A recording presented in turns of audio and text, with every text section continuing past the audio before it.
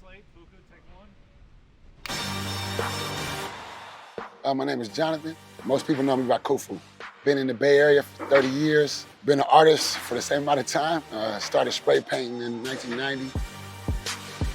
I was really always into ancient Africa and ancient African culture as a kid.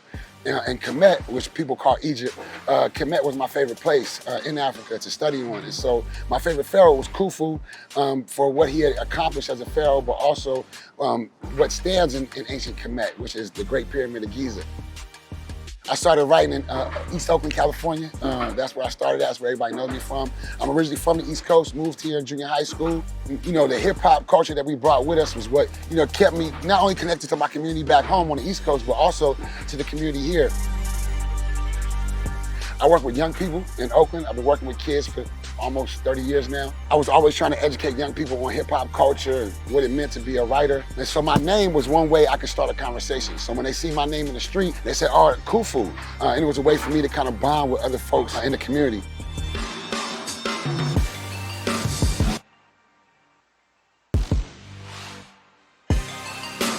Teaching is important to me because I wanted to be able to teach hip hop to young people and get college credits to them. And the whole goal was to teach young people about something that they were seeing every day in the streets. So I got a chance to actually teach young people not only about hip hop, but also teach them about Southeast Asian culture, Latino culture, and African American culture, and how they tie into hip hop. And so it's a way for us to kind of have dialogue on the wall, but then also have dialogue in real life. So, I use the wall to teach, and hopefully that conversation that gets sparked will, lead to people visiting Hunters Point from East Oakland to see the wall and also see the people. So the bridge in my artwork symbolizes the bridge from East Oakland to Frisco, to the city. For me, that bridge symbolizes the connection that we have to our communities, but how across those waters, we're still going through the same social justice issues, right?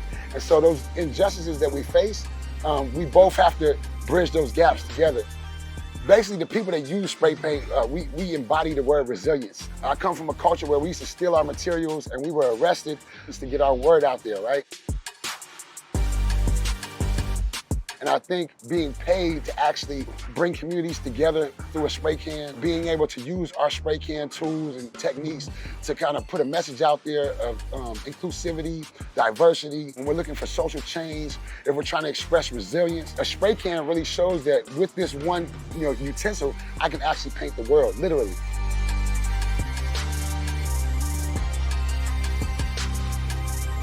Being able to sit in front of this camera and talk about my art form with a straight face, proudly, knowing that someone can still arrest me for it, is being resilient, because I know that a lot of people will be too scared to show their face or too scared to speak on their culture in a way that will build reverence for it, right? A lot of people are ashamed of our culture. I think for me, my culture has always made me resilient.